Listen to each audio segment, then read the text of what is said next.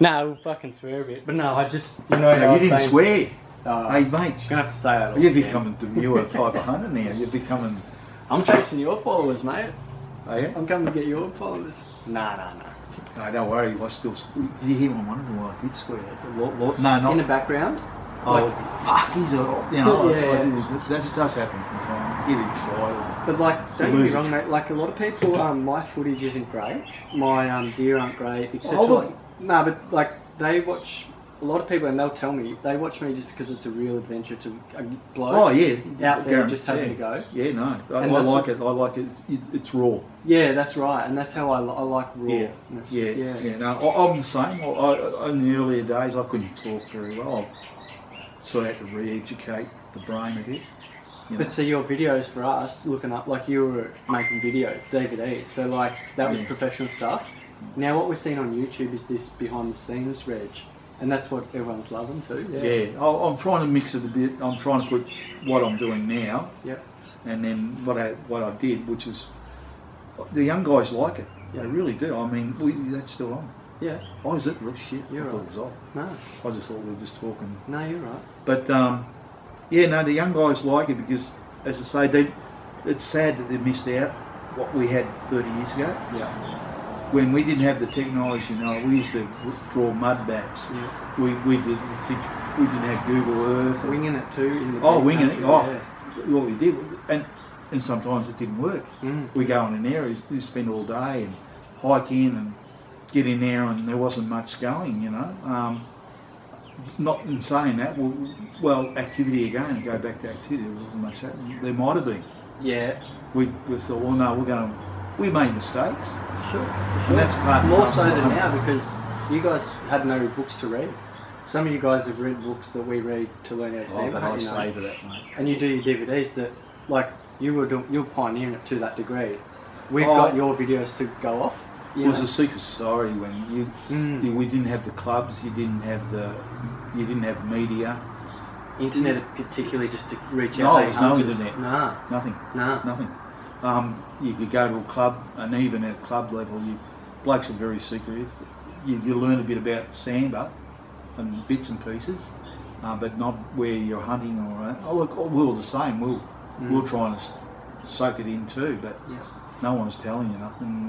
So you virtually said, well, Ray and a few mates that I hunt with, we just learned from just trial and error. But you wouldn't do it any other way, now that you've looking back now, no. It was so much fun. I remember sinking a canoe to get across, and I'd seen a good stag, and the next day we sunk the canoe. Ray lost his rifle, I lost the canoe. Yeah? Oh yeah, we should have lost our lives.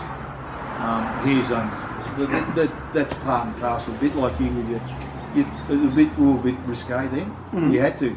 You walk in, even in the summer months, even October, I used to love hunting in October. Yeah. You put up with snakes, flies, heat, a whole lot. You still do it. You get in your car to drive up, you think, oh, snakes, flies, what am I doing?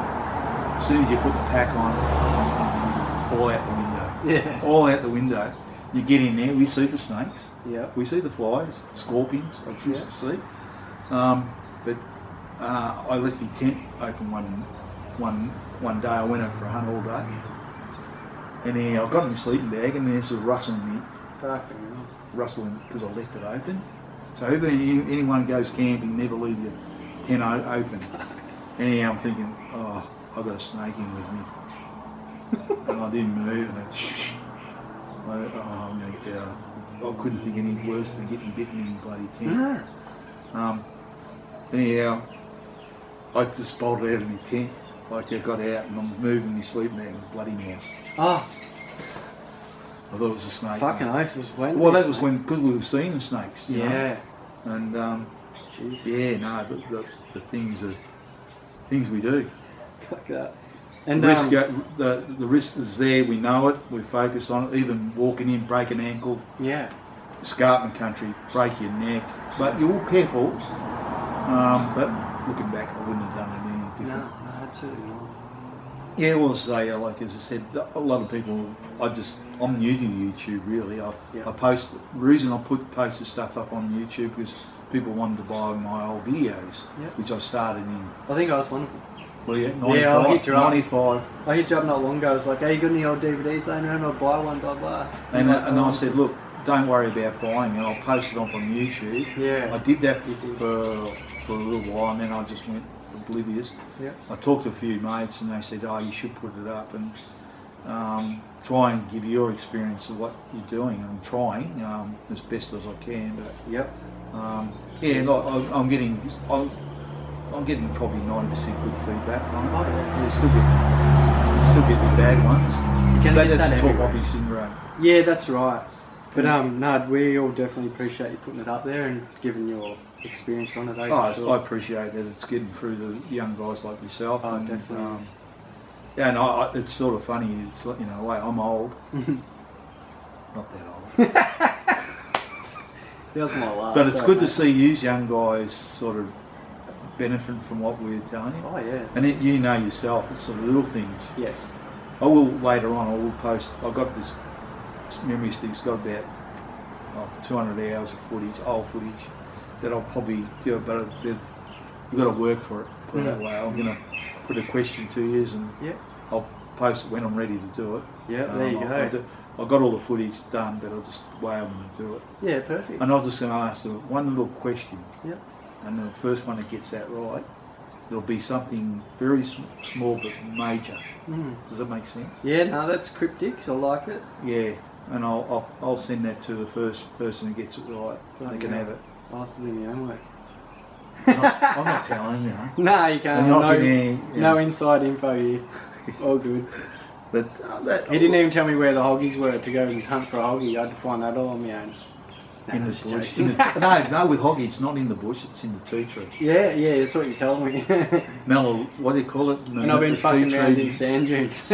Banks here. Oh well, no, I did, but like as I said,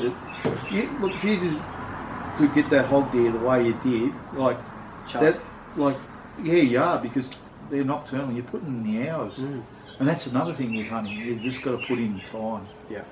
Experience comes from trial and error as you get older, and And even a great hunter like you still stuff I'm not up a great stalks. hunter. No, but like long time, you'll still stuff up stalks today. Like it happens. stuff it up all the time. Yeah. So it's not like you become this great hunter where you just everything you Bit stalk like kills. Tatso, got to be in it to win it. 100%. If you're not But out there, you've then got still no not chance. having the knowledge where to go and where to look. And the other thing is, I'm sort of like deer o'clock. I mean, now like you were here sitting here, you should be out hunting. Oh no, bit Instead tied up, but of sitting yeah. with my bullshit. Yeah. Just getting some inspiration to go do this. Because that's Yeah. what, like you said, mate, the time in the bush, like, people might see a wall, see you in magazines, and see all these big heads, but they don't realise it's 40 years deep of stuff. Yeah, look, I did the magazine thing for a while. I think magazines start off on good intentions. They're there to inform hunters, but I think, like anything, I understand the magazines too. I mean, it's a business. Yep. Now you've got to promote their sponsor, because that's where the money. You're not going to get it from tight ass hunters. No. I mean, they'll read it. I don't these days. I don't even read magazines. Yeah. Because I open the page, and if you want to buy a scope, or you want to buy a rifle or whatever, I'm more into my photography magazines, because there, if anyone wants to know, that's what I started off with. The old power system, the footage you see, the old stuff that was done on that. This camera right here, that's pretty cool. No, batteries are buggered in it now. Or should I say, fucked. They're fucked. But yeah, no, look, so you feel the weight of that compared to yours. Oh yeah. It's fairly weighty. It's batteries and all that. And you were doing these ones at long range? Yeah. I had good eyes then. Oh, it's got studies, yeah. I had good eyes, but it didn't have vibration reduction. It's lithium. I thought it was nickel cadmium at the start, but I don't know when they put these out, around about the 90s. I got another one, a Canon, which I used. That was even better. But as I say, over a period of time, the thing is, I can't even open the thing. They were tapes, not digital. Nothing before digital. But they were power little mini tapes. So you had to take them out, then play for a recorder, This is when I did. It was hard work doing the DVDs. Later on I'll show what I did with the DVDs. But yeah, it's busy. Yeah, Awesome. 48. But that's right. Oh, yeah. It's like it did. Well, like I got some good footage, but you still had to get your deer fairly close. Yeah. To get the footage, and that's what I get out. That's what I get off on. And that's right. If I was telling the story about the little calf I was trying to film, and there was a big 28-inch stag Running down there. going to run me down for shish kebab, and Bull at the gate. I was But that's fucking made my rear end was starting to tweak a bit. Yeah. And, But you can't get that, like you don't get those experiences or encounters without getting anybody close like you know, you're rubbing shoulders with them, you know. Well, probably that's the reason there's the creative side of me where I couldn't get that. Don't get me wrong, the hunts were memorable and everything else, but with a camera I get so much more out of it. You know yourself, you're doing filming and that, and you're working your components, you're working your ISO, and you're working the shutter speed. Like, it's a tough as I gig. say, it's a no-brainer when you've got a rifle, you just pull the trigger. Yeah. But you still got to be good marksman. Yep. And you still got to be able to hold your nerve. Yep. But with a camera, I just get off. There's nothing better. I'll try and get the deer. I can call them and say, but I've only got a certain limitation with my calls. I've got to be fairly close. So from here to that fence would be, I can give them the grunt and bring in. That's another reason I never actually shot one while I called them in. I actually shot a deer with a rifle, even though I could, but I will with the camera, and that's why I get those good shots. Yeah. And like I said, I can't wait to get back and look at them. Yeah, and that's the beauty of this, isn't it? That's exactly right. I had this, I could play it back, but I couldn't when I was on, because I was conserving batteries. Yeah, 100%. I had 2 batteries because I was conserving weight. Yep. You can imagine my backpack was full of cameras, batteries, then your camping equipment, and then your Which food, was all bulky water. back then in general. Oh look, I don't know. I think the weight, it was close. It was like you hear the windjammers on you when they creak in the wind and all that. I used to put the backpack when I could, and it used to be creaking and going like that. And when you got in, it was like you could run, take the pack off. Yeah, just want to shoot off in the air. That's how. So light. And then we used to go down in through the escarpment, and you got 50 kilos, 45, 50 kilos. Right. And then if you were successful in taking the stag, then you had to carry it out. I did a calf muscle once. That was like someone ripping you in your leg with a knife. On the way up or down? I never seen the footage, but I was bloody crying, mate. I was in that much pain, the tears running down my eyes. That was probably the worst because of the recovery. Yep. It took me a good 3 months before I could go back hunting. You know? Yep. Every time I tried to, it was like someone sticking a knife in the back of your calf. So 3 months I was sort of out of action. And that was killed you? Oh. I was a guy who broke his ankle once. Yeah. Just innocuously, he just stepped over and I took him in on a backpack, and he'll probably see this if he does. But he'd done it tough. He got out. It's amazing that putting mind over matter. Yeah. I didn't know until he got home that he'd broken an ankle. But he got out and he strapped it up as best he could. Yep. So that's real. And he was a doctor. Oh yeah. So not bad. Yeah. But that's some fond memories of this camera. I'll still keep it on it just for that'll be going up on the wall in the trophy room, won't it, on the cabinet? Maybe. Yeah. No, just even looking at it now, I was just thinking that... You've probably got a photo of it with a Morocco background or whatever, you know, like trophy photo of it. As I said, the young blokes have got so many deer now. I mean, as I said, it's sad then that stags don't get to maturity. There is good stags out there, but you really got to... Fucking few and far between, are they not? Oh, true. Yeah. And there's just something about that big mature deer, isn't there? Like, it's a pity that they can't get that. Well, yeah, we got regarded as trophy hunters, and people really pointed fingers, oh, you're just a trophy hunter. We hunt it for meat. Yeah. We went on meat. We'd go out. So we shot it our fair quota. We wanted venison. We hunted. Somewhere else, though, not the fucking backcountry, hey? Oh no, we took some out. We did do it hard. I remember shooting a spike and it took me all day to get it out. Right. And I was with another mate, so we carted all the meat we could, bar from where there was bruising and that. But Yeah, we got most of that out. And then we got home. It wasn't that good to eat. We had it, but you can't pick it until you start eating it. But we had it. We still had it. But I was just thinking that we got that bad. We couldn't even walk the hills. The backpacks were. We had to walk the water. It was in October, and dehydration, and so we walked the water. We walked the river. We went to we had rifles and that. And we put the rifles up, unloaded. Remember, unloaded. Especially with your mates, and you got that sort of stuff. And we were walking the water up here. It didn't matter. Well, everything was alright. The rifle, even mine got it wet, but as soon as we got home, but we just couldn't because it was just the weight of the packs. And no one ever sees that. No, you might. That's right. You don't. The hardships of hunting. That's probably the most memorable. Exactly. As I said, the 40 years.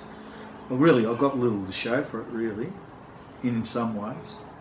But I've got so many good memories. Yeah. Even with the camera, you film it, but people, you see what I might film now, but you only seen 10% of what we do. Yeah, 100%. You know that yourself. Yep. There's a lot that you don't. Imagine what you've got. Yeah, that's right. Well, I've got the memories. I was telling you about that big stag. Yeah. Coming within right into me, and I'm walking up, and I've got my camera in my day pack. I'd just been filming a few other deer and a stag, and then I walk up and he was a monster. And I had him right in front of me. It was like, I shit myself. I really did. I mean, to have the stag as close as your tripod looking at me. And what I remember of it, I still remember it. The stag's there looking at me, and I'm looking at him, and I go, "How you going, mate?" And he did stick around, mate. But I just remember the eyes rolling, and the snot, and the look, and I was in fear because one day, a bit like Hoggies. Have you ever seen Hoggies? They nod their head like that. It's like a challenge. Oh yeah. That's another thing. Body language of deer. Yep. You can talk all day on that. Yeah, you could. Yep. How do you know? Like, you're filming a deer and it's looking straight at you. Is it seeing you or is it not seeing you? We look forward to those episodes. Well, a lot of times they're trying to sense you and they can't see you because you're not moving. They're waiting for you to make a move so they can actually locate you, associate the smell. We stink. Oh yeah. Humans stink. We must. Yeah, well, I had a shower last night. Good old PJ Gold. The old Winnie Blues. Yeah. Gee, you've got heaps of footage, mate. What else can we talk about? Shit, No, that's good. That's perfect, Reg. That's all. Just I'll I probably can't wait to see it. cuts a bit out and just do something, and I'll show you before it goes anywhere. So don't stress on that. Yeah. Oh, we just talk. What generally? Yeah, that's right too. Like, it's just a little piece. As I said to you before, I'm more into the wildlife photography. It's not just about deer either. You'll probably do the same later. You'll you'll get to a certain point where enough is enough, and you want to further your experiences. And as I say, if I see like the wedge-tailed eagle, I was filming deer at the time, and I didn't bother. I went for the wedge-tailed eagle because we get back to that same thing. It's not just about deer; it's the whole scene. It's what's in the environment. The great outdoors in general. I was just curious. When you were in the Hoggies, did you put any birds up or anything like that? I didn't see too many crazy you're lucky. birds, really. Nothing to really take photos of. A couple of like little seahawk, goshawks maybe that just sit on the marsh. Oh yeah. They're like harriers or what they call, yeah. I know them all, but just without seeing. Yeah, nothing too cool. Yeah, well they're the biggest indicators other wildlife around, deer is the biggest indicator. It's just rosellas I did see actually. Yeah, rosellas, they'll give you away. Yep. They'll actually give you That away. orange hat, they fucking didn't like that, I don't reckon. Don't. Here he is, here he comes. I'll tell you a story actually. This is a true story about a peregrine falcon. It didn't happen to me, but Ray was glassing deer, and he had an orange hat. And he sees this peregrine falcon a fair way away. And then, gee, it's getting closer. Oh, it's getting closer. And it actually nearly ripped his hat off. Nearly got it. It actually targeted on his orange hat. Seen the red or something, thinking it. It was a peregrine falcon. Yeah, he flew in. I didn't actually see him, but Ray said it was unreal. Reggie should have been there with a camera. I wish I was. But yeah, it just targeted his hat and was going to grab it. Unbelievable. I've seen it with drones. I've seen them attacking with drones. Yeah, I have seen other footage, but yeah. Yeah, I had one out here where I out the rail trail there attacked the drone. Yeah, but it's all full on, isn't it? With camera. I had a guy actually said to me, he knew I was into photography, and he said, I don't know why you photographed here. I'm a hunter. I said, well, what am I? Chopped liver. I mean, look, that's everyone. Look, not everyone's into photography, and that's good. Yeah. Otherwise, it'd be just saturated with photos and stuff like that. But the good thing is, a lot of guys are getting into it, aren't they? Yeah, they are. And also, like a lot of guys that do try or dabble with it realise how hard it is for what you've been getting, or to film them and shoot them and that. Because like a lot of people would love to get the kill shots and all that, but it's so hard to do on your own. Well, I started doing kill shots back in the 90s, and what I was trying to emphasise is about shot placement. Yeah. But it got to a point where and it excited the guys, but it did nothing for me. Like I wasn't going to go and kill something for the shot. I was trying to emphasise more so on shot placement, learn a bit about the deer and how if you shoot a deer, you might have put a fatal shot, and your deer will run off. To say that you haven't missed it. That was the same, and I was trying to emphasise that more for me. And but by 2000, I'd had enough of it, and I did. I've still got a lot on there, but I just don't really. It doesn't sort of. It wasn't getting the message wasn't getting through to the guys. I think some were learning a little bit, but it was giving that kill mentality, and the first thing I think about an animal like a sambar, they were the premier species because of their cunningness, their elusive nature, just to get away. I've actually filmed deer with hunters in it. They didn't even know the deer was there. Right. And I won't say what I said on it, and I said, hey mate, you should look up, and there's a big stag above you, and I'm filming the stag, and they're just walking past, and stag's looking and saying, yeah, I'm here, you miss me. But yeah, two guys, I could hear them talking while when they were walking. So the stag actually heard them talking. Yep. They're the things that I could keeping minimum wind. We talk about that too. Like when you go off in the morning, the wind's in your face, but by the time you get up the gully, the wind's behind you. What do? You still don't give up the hunt, do you? No, you just turn the other way, sort of thing. But